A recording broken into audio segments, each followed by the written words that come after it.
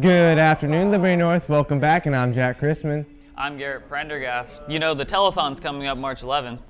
You know, I did it last year, and it was a lot of fun. I stayed the entire night. Are you excited for this year, Garrett? Oh, yeah, I'm hoping I can stay up the entire night, too, this year.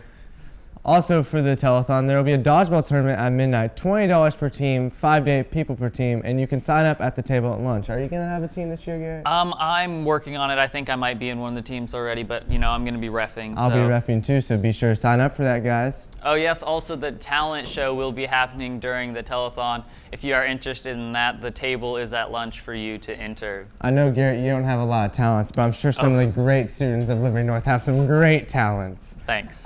So, speaking of culinary arts, let's throw it to a story about my Chef Jack. Hey guys, and welcome back to Chef Jack's Corner. Today, I'll be teaching you guys how to make toast. Let's get to it. Step 1. Get your toaster. Step 2. Get your bread out of the bread box.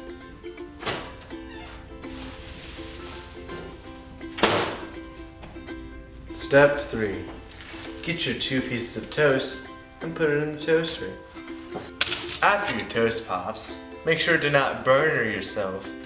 Bring it on up, pop it onto a plate, and well, bam, you got toast. Next step is to decorate. My favorites are strawberry jelly and Nutella, but not together. Okay guys, I decided to switch it up and put Nutella and strawberry together. Let's try it out.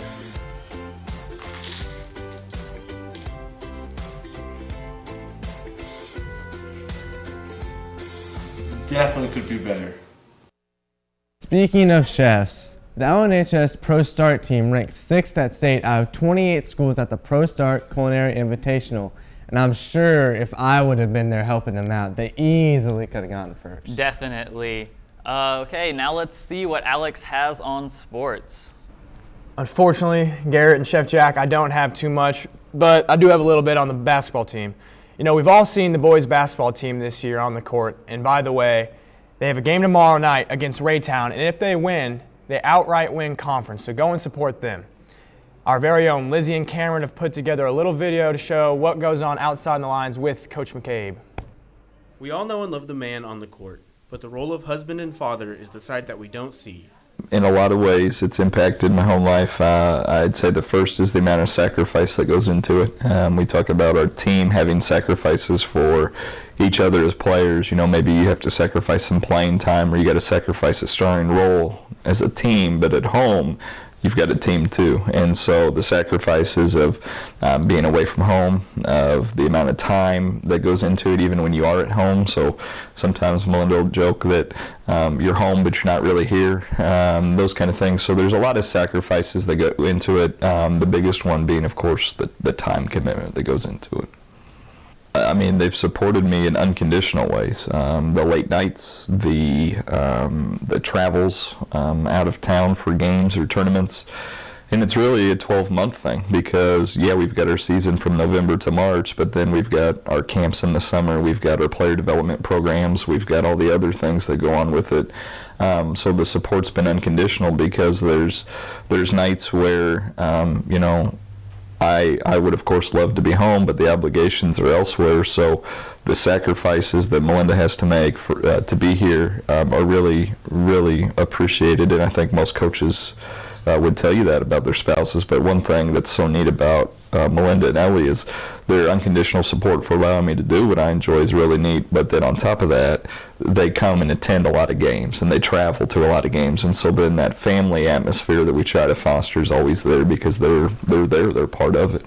Yeah, it's really neat to have her there and to see the guys, the way that the guys interact with her when she's on the floor. The most recent practice she came to, Melinda opened the door, and I had my back to the door, and I was coaching my team, and I could hear her yell right away, and I kind of look over my shoulder, and it's really neat to have her there. You know, when she was little, she'd be there, and I was just kind of always watching her, you know, and now she's getting a little bit more mobile and a little bit more aware.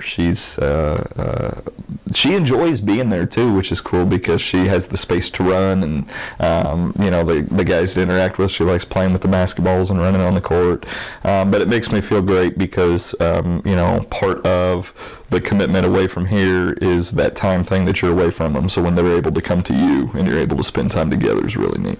She's in like the 97th percentile in height, so maybe, you know, she'll be a really good post player is what Melinda and I laugh about. But you know, I want her to be able to do and play and enjoy whatever she wants. We'll be loyal supporters of her, lovers of whatever she wants to do and her passions. One of the great blessings of my life is that I've been supported and I've got a passion to do what to coach basketball, and I'm allowed to do that.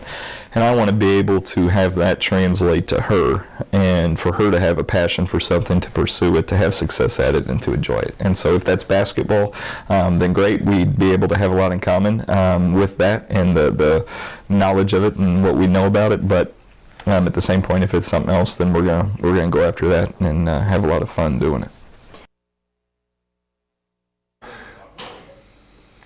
Thanks for that video, Lizzie and Cameron. And I've actually had the pleasure to work with Coach McCabe a couple of times. And he's a great guy and he's a great coach. So we just want to say good luck to the boys basketball team tomorrow night and the rest of the season. So Garrett and Jack, want to close the show up? Thanks, Alex. You know, I heard about this Cincinnati man who's bald and he's been stealing Rogaine. Yes, I've heard about that too. The Mount Healthy police have alerted a alert for a serial theft. They say he recently took up to $847 worth of Rogaine from the local Walgreens store. I guess this guy really wants his hair back. I mean, you gotta get it back somehow, man. You know, thanks guys for watching, and we'll see you guys tomorrow. But until then, we'll catch you on the north side.